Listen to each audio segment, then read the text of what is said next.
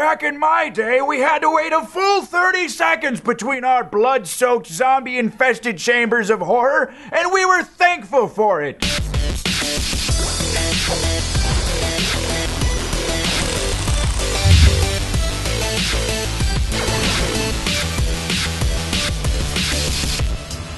What's up, YouTube? I am Rick Wolf, the internet reviewer that can't even spell his own name right, and you're watching The Cinecist, the show where we talk about cinnamon-flavored cysts.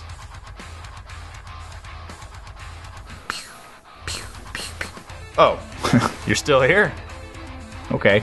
Now, I figured the best way to launch a review show that's going to primarily focus on movies and TV would, of course, be to discuss a video game.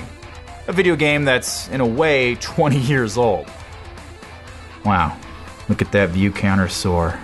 I'm talking about the 2015 HD remaster of the 2002 GameCube remake of the 1995 game, Resident Evil.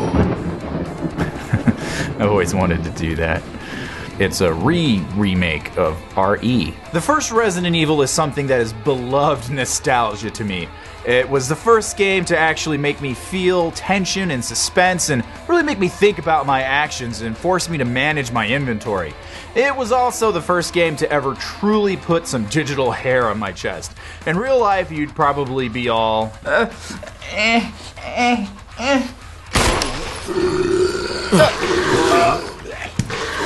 But in Resi Eves, it is all poker face, baby.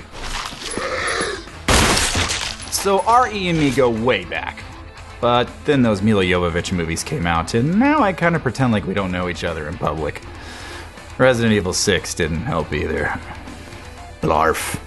So how was it? Dude, this is Resident Evil as Satan intended it. None of that explodey Michael Bay action schlock douchebaggery of RE6. None of that resource-wasting, mentally deficient partner crap of RE5. This is delicious macabre atmosphere, cinematic camera angles, gorgeous pre-rendered environments, jump scares done right, and feeling like a raging badass when you clear a room of monsters just by the skin of your teeth. Now remastered in HD glory.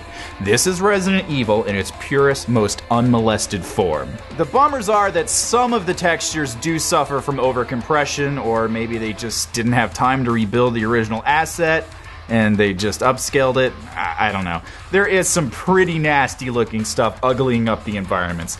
Also, as most of us have come to expect with all these HD remasters that keep coming out, all the cutscenes are upscaled on top of being compressed to hell and back, so they honestly look like a sack of hammered buttholes. I'm pretty sure Capcom didn't want to sink the time or money into remaking from the ground up cutscenes for a $20 downloadable game, but that don't make ugly not ugly.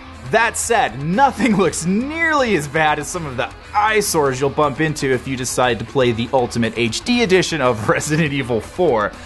That's a 30-yard game if I've ever seen one. Also, on the plus side, most of the characters look like they've been completely rebuilt from the ground up.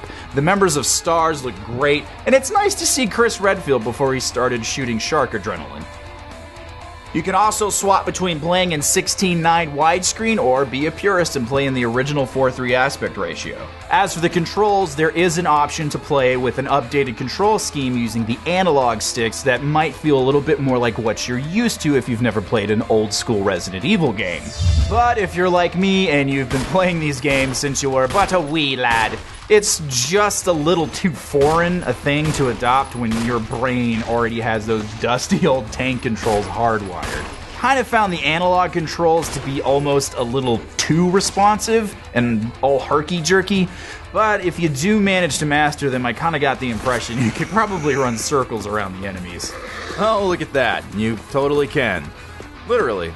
It does really come in handy when you need to get away quickly or in dealing with the faster enemies. I kept trying to use the analog sticks, but in the end, I would just always end up using the good old D-pad. Good news is you can switch between them on the fly anytime in the game without changing the settings. Just make sure you commit to one or the other when there's baddies around, or you are going to end up at zombie chow.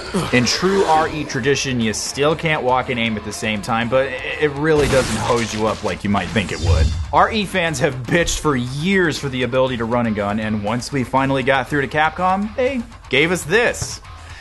Ah, epic troll, Capcom. Oh, you want a run and gun, huh? Okay, here's Call of Resident Duty. Enjoy the complete lack of atmosphere and jet fighters crashing down on your head. So, I am giving Resident Evil HD Remaster for the Xbox 360 7/8 of a life meter. Despite some graphical artifacts, archaic controls, and not adding anything new to a game that made its name by adding lots of new, this is the quintessential Resident Evil experience, and it's only $20. Consume in generous doses. You can also unlock Chris and Jill's BSAA uniforms for that second playthrough you'll get bored with and abandon 30 minutes into. Here's hoping that this remaster does well and spurs Capcom to finally give us an epic full-bore HD remake of Resident Evil 2. But Capcom's kinda got notorious for blatantly ignoring what its fans want, or packaging it with a truckload of crap they don't, so I'm not really getting my hopes up for that. Our luck will get an RE2 remake in the form of some vacuous shooter. Oh wait, that actually already happened. Twice even. Damn it. I really wanted to play on PS4 or Xbox One, but I just have not had the scratch to upgrade from last gen yet.